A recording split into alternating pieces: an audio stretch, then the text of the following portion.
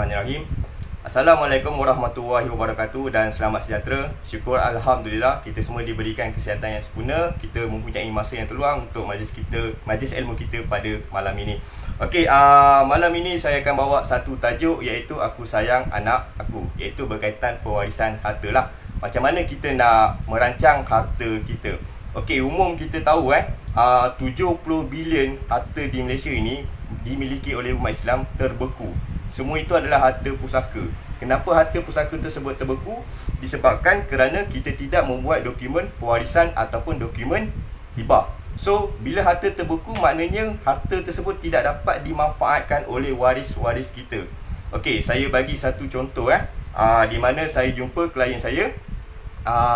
Ini berkaitan dengan perancangan harta. Dia memiliki banyak aset. So, dia ada 4 orang anak.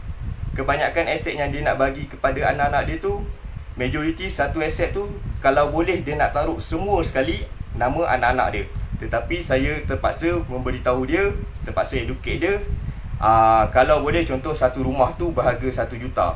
So tak elok kalau kita letak 4 orang nama anak dalam satu geran. So saya suggest untuk dia supaya letakkan satu nama sahaja ke atas satu rumah itu, supaya bila mana berlaku kematian, rumah itu akan dimiliki oleh anak tersebut. Kenapa hanya satu harta, satu penama sahaja? Kerana bila kita letak satu harta 4 penama ataupun lebih daripada 2 nama, bermakna waris kita akan menghadapi satu kesukaran untuk membuat pembahagian harta.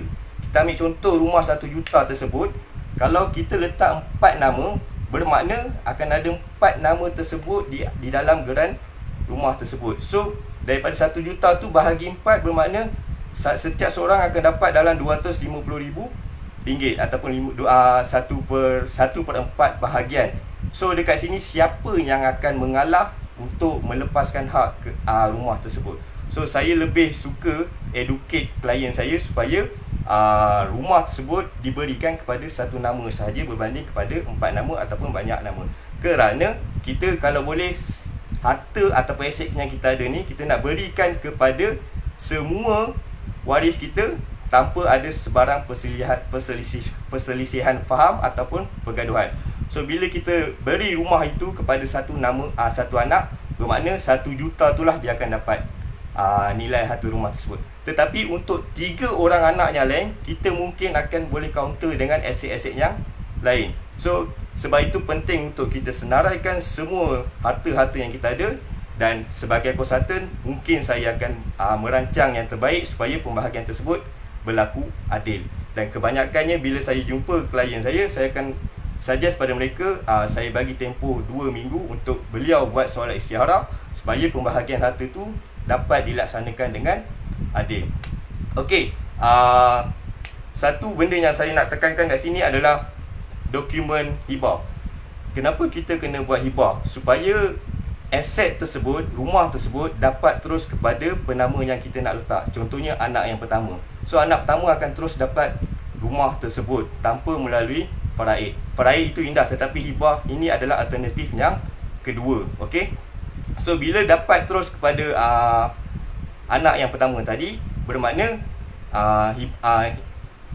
aset tersebut akan dapat dimanfaatkan oleh anak tersebut. Kita bayangkan kalau kita tak buat hibah, kita tak buat dokumen pewarisan, kita tak buat apa-apa langsung, tetapi kita meninggal dunia. Jadi tuan-tuan dan puan-puan, bila kita meninggal dunia, rumah tersebut akan menjadi rebutan. Kita bayangkan bila jadi rebutan ni, bukan sekadar berebut mulut saja, tetapi akan berlaku kes-kes jenayah. Kita tak tahu, kita tak boleh terlalu yakin dengan ahli keluarga kita bahawasanya mereka semua hidup dalam keadaan bahagia, mereka boleh bertoleransi antara satu sama lain. Itu semua biasanya bagi saya tak betul lah. Sebab bab harta ni, semua orang akan jadi buta harta. Semua akan jadi macam mata duitan, mata harta. So semua nak, sebab benda ni dia dah runtuh. Tiba-tiba dia orang dapat harta secepuk pada nilai yang banyak. Okey, kita bayangkan kalau tanpa dokumen pewarisan ataupun dokumen hibah, rumah tersebut tidak dapat dimanfaatkan oleh waris-waris kita. Ianya akan tersenarai dalam aset 70 bilion harta terbeku tersebut. Kita perhatikan keadaan di sekeliling kita. kita akan nampak rumah kosong terbiar, jadi rumah hantu, jadi sarang untuk penagih dadah, jadi tempat untuk mungkin binatang-binatang membiak di rumah tersebut. Tapi cuba kalau kita bayangkan, kita buat hibah, kita bagi terus kepada satu penama anak kita, bermakna rumah tersebut dapat dimanfaatkan. Bukan sekadar dapat dimanfaatkan, tetapi dapat meningkatkan ekonomi anak kita. Okey, mungkin dia boleh sewakan rumah tersebut, setiap bulan dia akan dapat duit. Mungkin dia boleh jual, bila dia jual dia dapat duit yang banyak. Mungkin dia boleh buat perancangan yang lain, ataupun mungkin dia boleh manfaatkan dengan dia duduk terus dalam rumah tersebut. Okey, begitu juga dengan tanah dan juga yang lain-lain. Biasa kita tengok tanah di sekeliling kita dah jadi hutan, dah jadi tanah-tanah yang terbiar. Sebab tu penting untuk kita betul-betul merancang harta kita ini supaya dapat dimanfaatkan oleh waris-waris kita, terutama sekali anak-anak kita. Sebab mereka lebih memerlukan. Bukan pasangan kita tidak memerlukan, tetapi anak-anak kita ni hidup dia lebih lama dan dia punya credibility, dia punya energi dia lagi banyak untuk manfaatkan harta-harta yang ada. Okey, tak lupa juga saya nak bagi tahu banyak perkara yang perlu kita rancang sebelum kita buat pengagihan harta-harta kita, iaitu kita kena kenal pasti waris faraid kita. Siapa waris faraid kita? Isteri kita, mak dan ayah kita dan juga anak-anak kita. Okey. Okey, untuk itu dari segi harta tak alih. Dari segi harta alih pula, harta alih ni sangat mudah untuk dibahagikan. Okey, saya bagi contoh harta alih adalah duit simpanan, duit pelaburan, saham dan juga lain-lain yang berbentuk boleh dicairkan ataupun boleh dibahagikan. Okey, harta alih ni kebiasaannya saya akan tanya kepada klien saya akan rancang kepada klien saya, kalau boleh difaraidkan, faraidkan. Kalau boleh, kalau ada hibah takaful lagi cantik, supaya hibah takaful tu boleh diberikan mungkin kepada pasangan ataupun anak-anak untuk kelangsungan hidup yang seterusnya. Tapi untuk simpanan yang lain, saya lebih suka dia difaraidkan. Kenapa difaraidkan? Kerana bila difaraidkan, semua waris faraid akan merasa duit yang kita ada.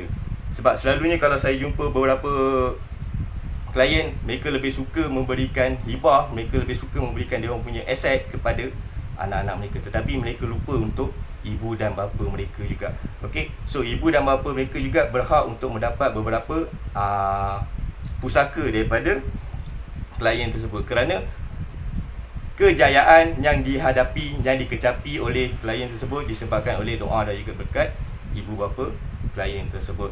Okey, untuk anak-anak, kebiasaannya saya akan tengok dulu semua waris anak-anak dia.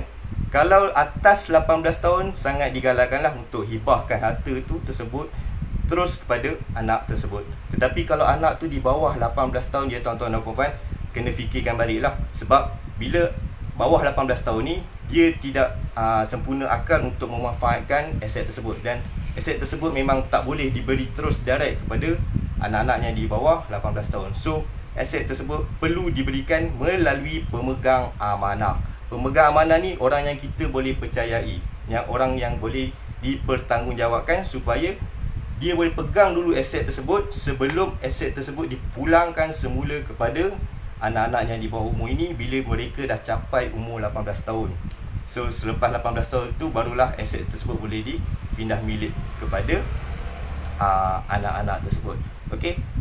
So kebanyakan yang saya suggest kepada klien-klien saya adalah buat perancangan harta, senaraikan semua harta yang mereka ada, senaraikan semua waris yang mereka ada, dan senaraikan semua aset apa yang mereka nak berikan kepada waris-waris mereka, termasuklah anak-anak mereka. So untuk anak-anak mereka ni banyak benda yang diorang kena rancang dari segi education, dari segi inflasi dan lain-lain. So kebanyakannya memang saya akan buat portfolio untuk mereka lah, untuk terus menjamin masa depan anak-anak. Sebab kebanyakan yang ada yang tak buat dokumen ni, sampai ada satu kes tu dia bersuara, suami saya meninggal, tak meninggalkan apa-apa untuk saya. So macam mana pula dengan balu tersebut dan juga anak-anak tersebut untuk teruskan kehidupan mereka.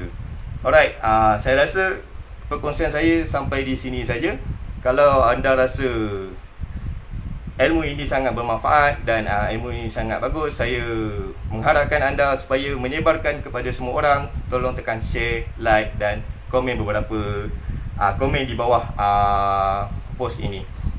Dan nasihat saya yang terakhir adalah supaya anda semua segera membuat perancangan harta, segera membuat dokumen hibah ataupun wasiat supaya waris-waris anda, anak-anak anda akan mendapat jaminan kehidupan yang bahagia. Mereka akan terus dapat memanfaatkan pusaka-pusaka anda kelak. Okey, untuk slot esok pula kita akan ada seorang daripada perundi My Pusaka, iaitu Tuan Zuazmi. Beliau akan menyampaikan majlis ilmu yang bertajuk Janda Harum Sundal Malam. So terus bersama dengan page My Pusaka Info ini untuk terus dapatkan ilmu dan terus sebarkan ilmu yang diberikan ini. Sekian, terima kasih. Assalamualaikum.